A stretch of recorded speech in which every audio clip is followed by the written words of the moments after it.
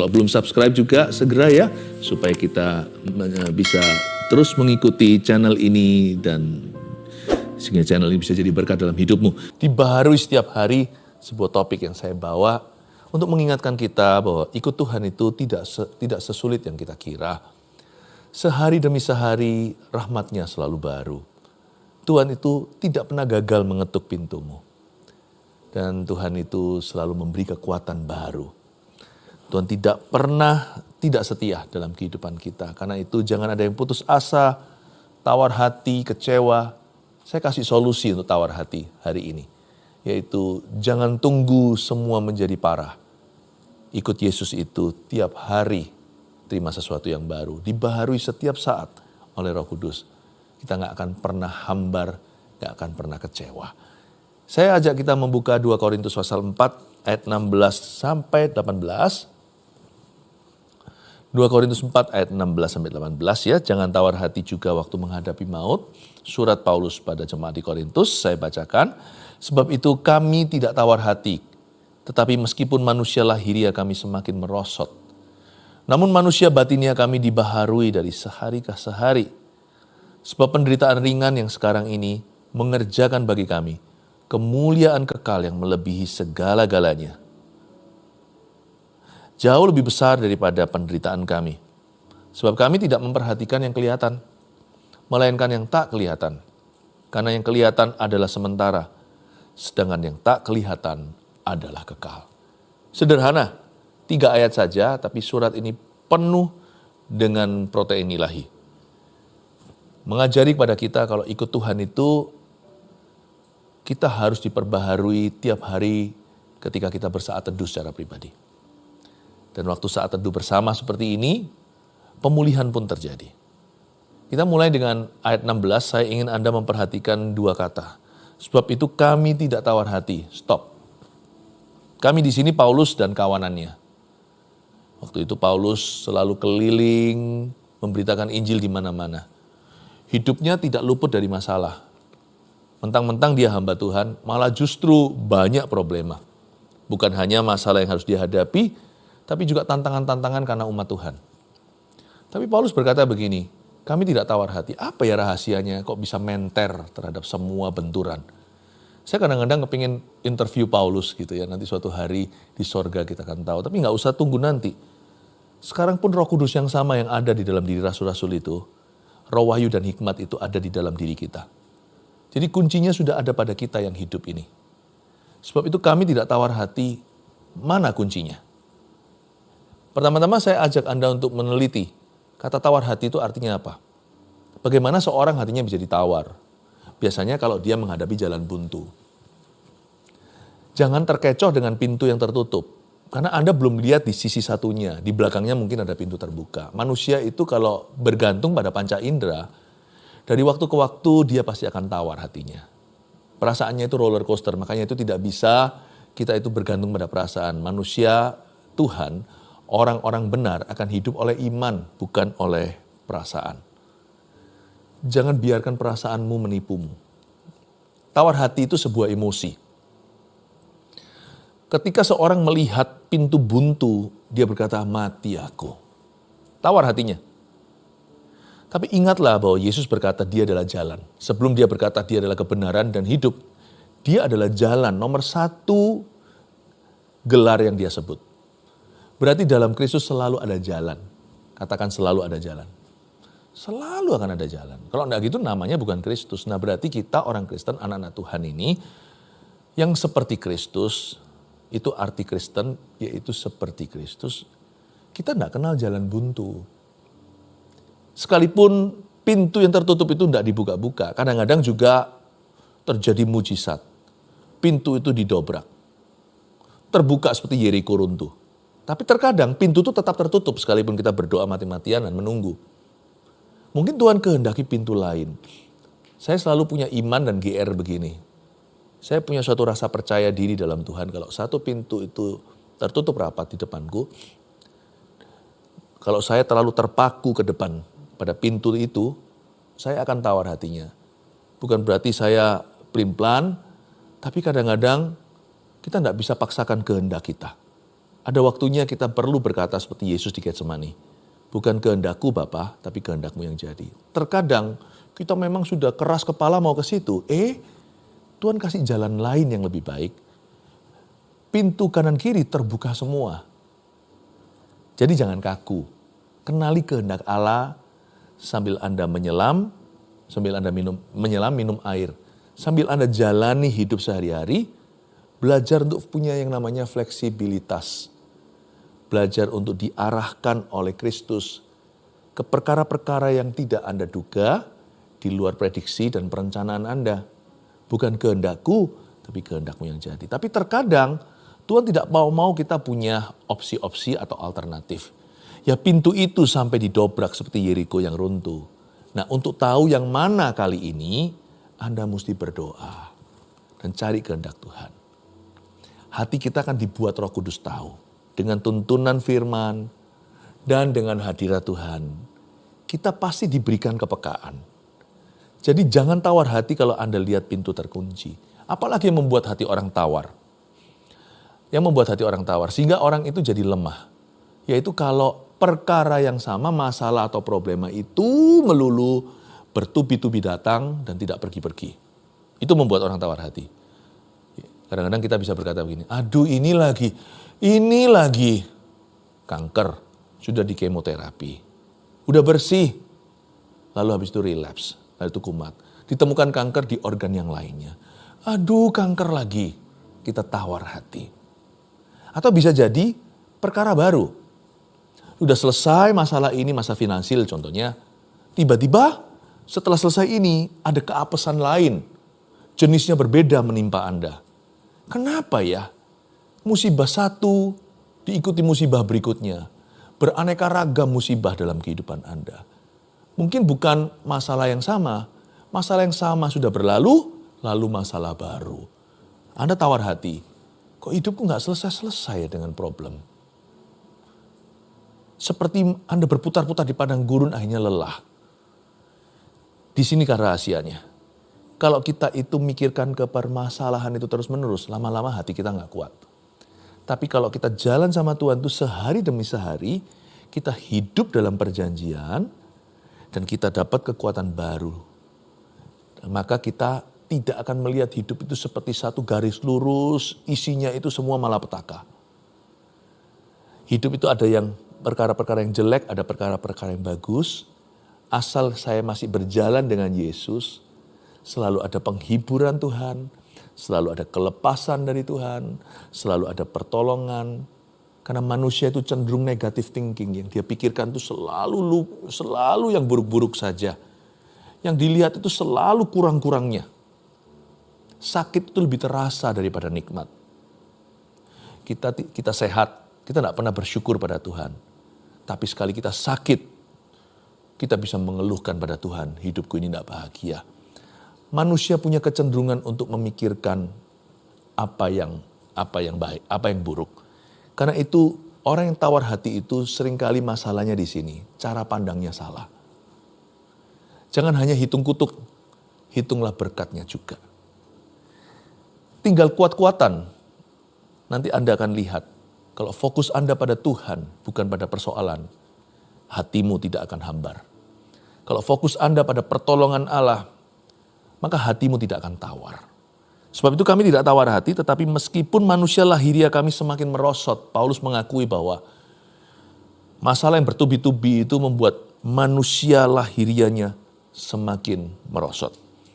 Namun, ini kuncinya, manusia batinnya kami dibaharui dari sehari ke sehari. Saya bisa bayangkan Paulus itu tidak punya gambar hidup begini. Setahun. Lalu nanti misalnya setahun 365 hari. Tiap nanti hari kesekian ketika dia masuk dalam sebuah pencobaan. Dia ingat-ingat minggu lalu dia juga lagi susah. Dia ingat bulan sebelumnya dia sedang menderita. Lalu diungkit-ungkit terus padahal itu sudah bulan ke-7. Dia ungkit dari Januari, Februari. Ingat tadi, orang yang pikiran negatif, ngelihat pencobaan melulu, pasti tawar hati. Mana kuatlah kalau pikirannya buruk melulu. Paulus tidak begitu. 365 hari 52 minggu dalam setahun. Dia nggak ungkit-ungkit yang di belakang. Sehari demi sehari dihadapi. Ini kuncinya. Manusia batinianya bersyukur dari hari ke hari. Tiap hari dia menemukan satu alasan untuk bersyukur. Sekalipun mungkin hari itu tidak hari bagus. Hari itu mungkin ada sesuatu yang buruk terjadi. Mungkin hari itu ada pencobaan. Hari itu ada tantangan. Tapi selalu he manage. Dia selalu menemukan alasan untuk bersyukur kepada Tuhan. Manusia batinnya tidak diperbaharui lewat mengomel. Manusia batinnya diperbaharui lewat mengucap syukur.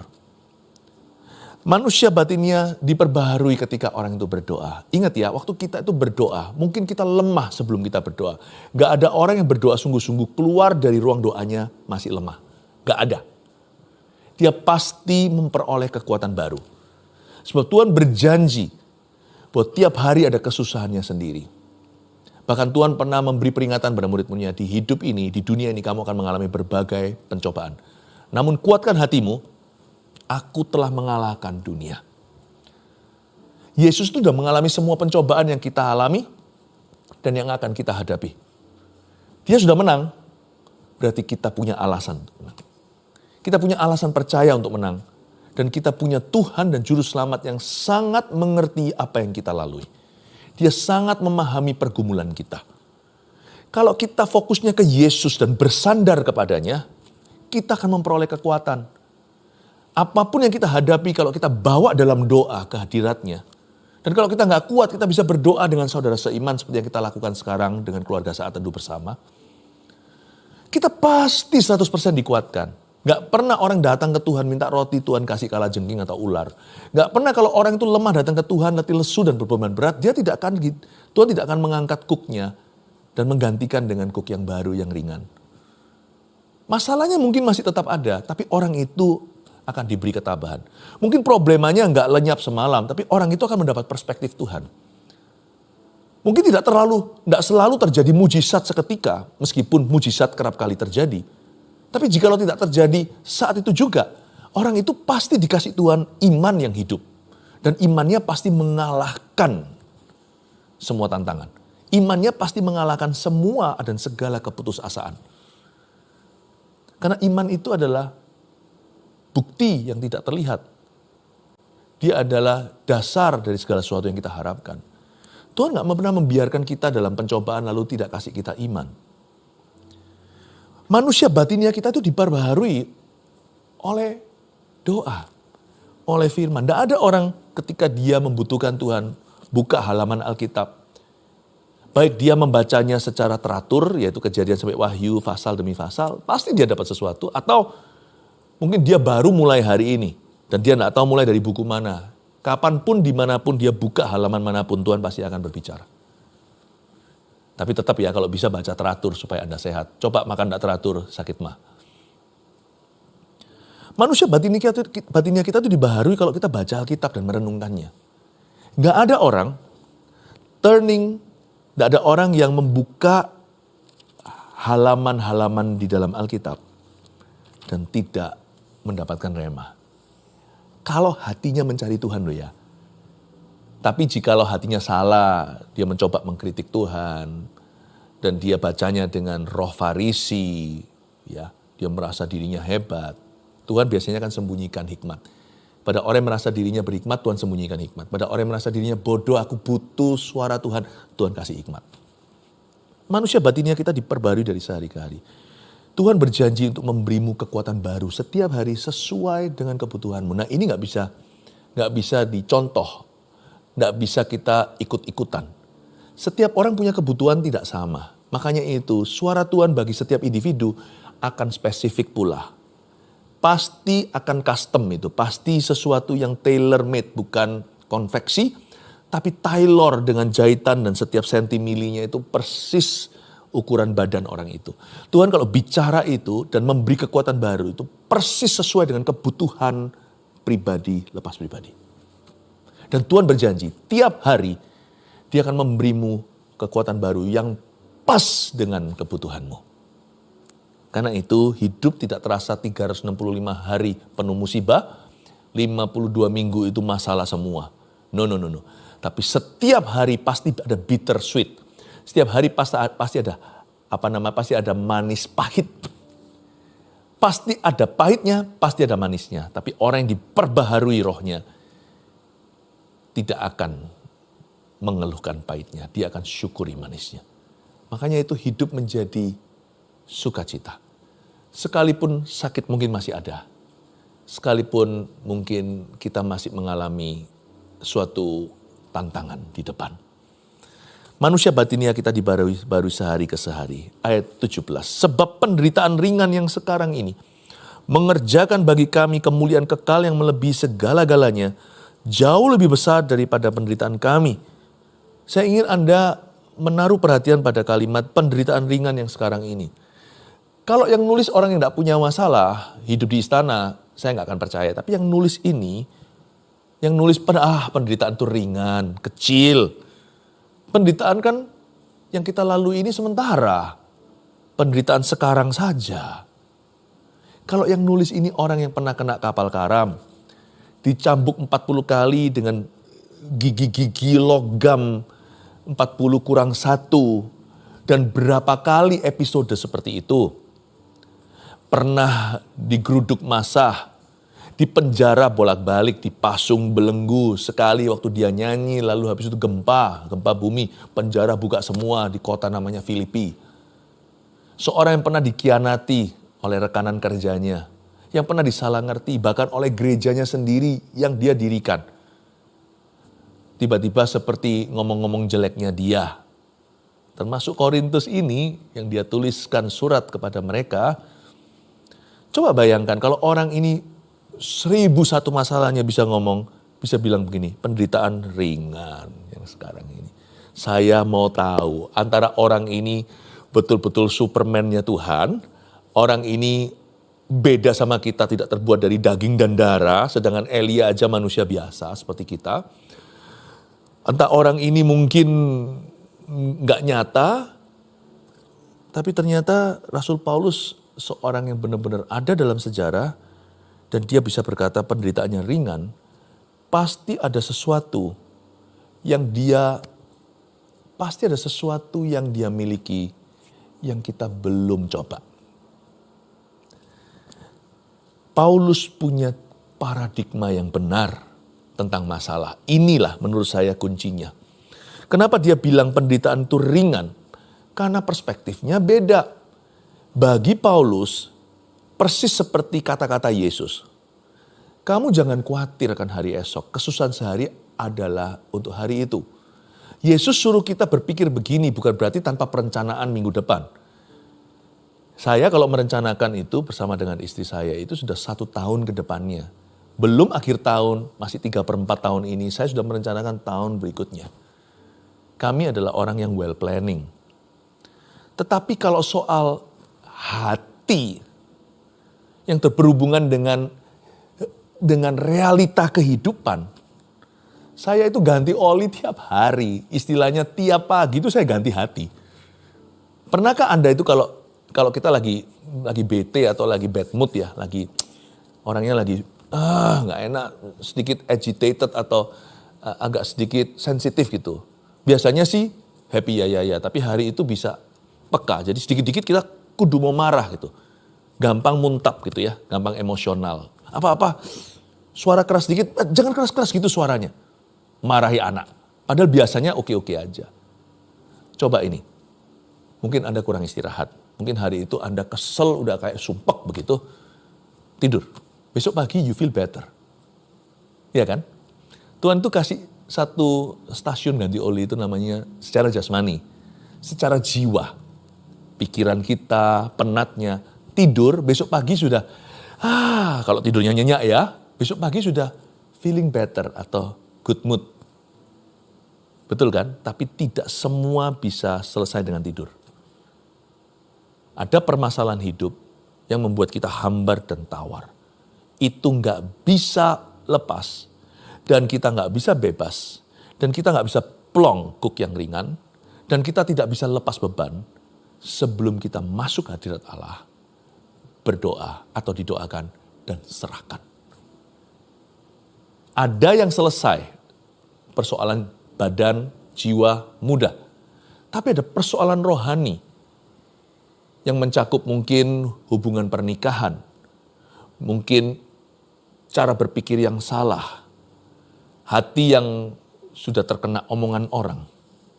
Misalnya fokus hidup kita tidak benar. Lalu habis itu kita mengingat-ingat kesalahan orang lain atau sesuatu tertuduh, penyesalan yang tidak selesai-selesai dalam hidup kita. Atau kekhawatiran karena kita punya prinsip rohani yang amburadul. Hari esok itu kita merasa di tangan kita. Dan kita itu punya kecenderungan overthinking orangnya. Nah yang kayak gini tidur gak akan selesai. Yang jenis ini hanya bisa diusir lewat doa. Hanya bisa ditanggulangi lewat berserah kepada Allah. Penderitaan ringan yang sekarang ini, Paulus mengatakan, belajar berpikir demikian bahwa kesusahan sehari, guys, kira-kira gitu ya bahasanya sehari-hari. Ayo teman-teman, kesusahan sehari itu untuk sehari. Kekhawatiranmu tidak nambah sehasta. Dan persoalan hidup apa saja itu ada tanggal kadaluarsanya. Ada expiry date-nya. You must believe this. Karena masalah yang gak selesai di tidur itu biasanya permasalahan kepercayaan. Apa yang gak selesai dengan istirahat secara jasmani itu biasanya adalah masalah rohani. Jadi banyak di antara kita itu belief sistemnya kacau balau. Atau dalam diri kita itu loh. Sistem percaya kita itu terbolak-balik. Kita lebih percaya apa yang kelihatan daripada Tuhan. Dan kita susah percaya janji Tuhan, lebih kena omongan orang. Dan kita lebih mengandalkan pikiran sendiri karena kita kedagingan. Pemahaman sendiri, bukannya percaya Tuhan dengan sungguh hati. Yang begini hanya bisa dilatih lewat doa dan merenungkan firman Allah, selesaikan di tahta Bapa. Orang yang bisa selesaikan di tahta Bapa punya wewenang dan punya otoritas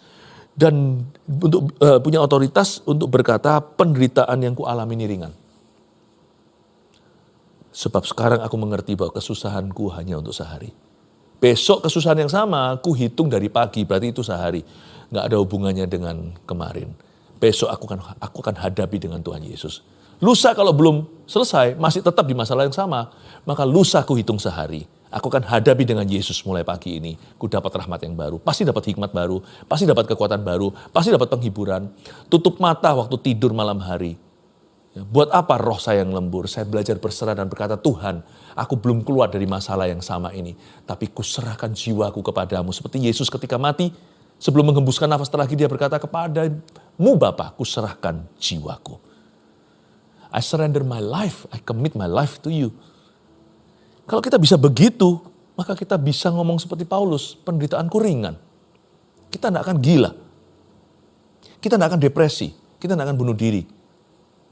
Karena 24 jam semua orang bisa menanggungnya. Penderitaannya ringan. Selain itu, Paulus juga berkata, penderitaanku ringan sekarang ini karena mengerjakan bagi kami kemuliaan kekal.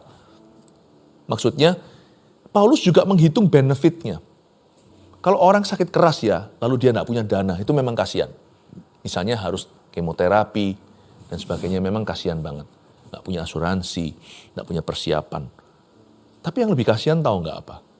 Orang ketika mengalami masalah serius, misalnya sakit keras, nggak punya Tuhan. Aduh, takut matinya itu loh. Tidak ada kepastian kehidupan kekal. Lalu setelah itu apa? Sebelah sana masih tanda tanya, misteri besar, setelah aku mati mungkin gak dipikiri, tapi sebelah sini apa yang kutinggalkan juga belum ready. Aku belum membangun sesuatu yang bernilai kekal sama sekali. Malah justru banyak menabur kesalahan kanan kiri.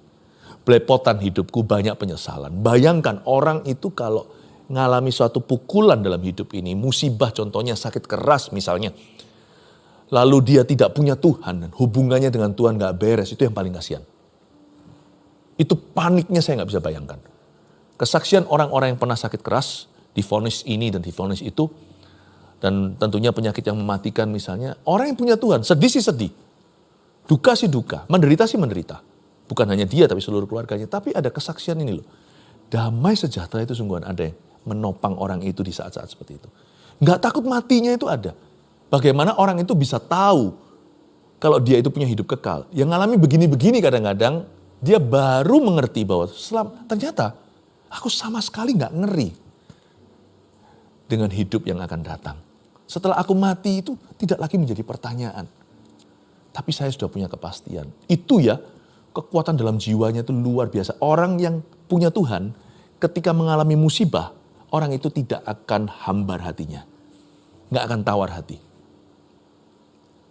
Karena dia seperti ada di dalam dirinya waktu mengalami persoalan itu seperti ada baterai yang self-charging, yang bisa nge-charge sendiri. Mungkin seperti mobil-mobil tertentu yang bisa nge-charge sendiri, yang hybrid dan sebagainya. Saya nggak ngerti teknologi by the way, tapi bisa nge-charge sendiri. Luar biasa nggak? Waktu dia ngalami itu, dia bisa dapat damai yang dia nggak pernah kenal sebelumnya. Waktu dia fine-fine saja.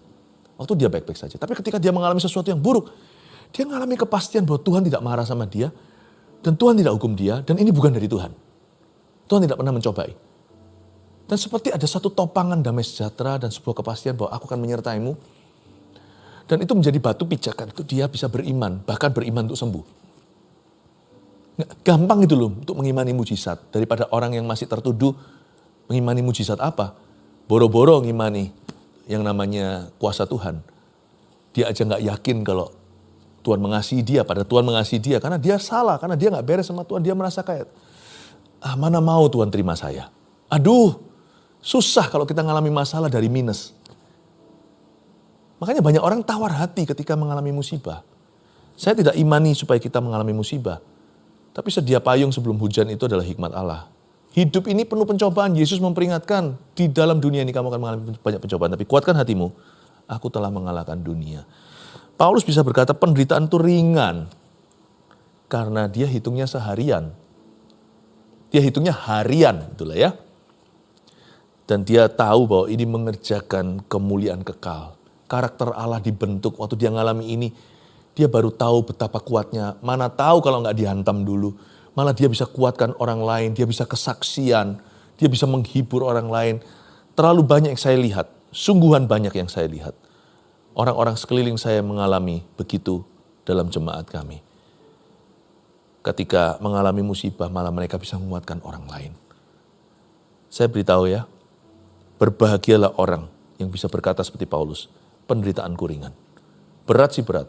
Tapi tidak aku rasa-rasakan. Karena aku tahu ada benefitnya. Ada kemuliaan kekal yang sedang dikerjakan dalam diriku. Dan juga, semuanya ada tanggal kadaluarsanya. Bahkan bagi orang percaya mati pun adalah keuntungan. Mati itu kan expiry date kita. Itu pun keuntungan, bayangkan. Ayat 18, sebab kami tidak memperhatikan yang kelihatan.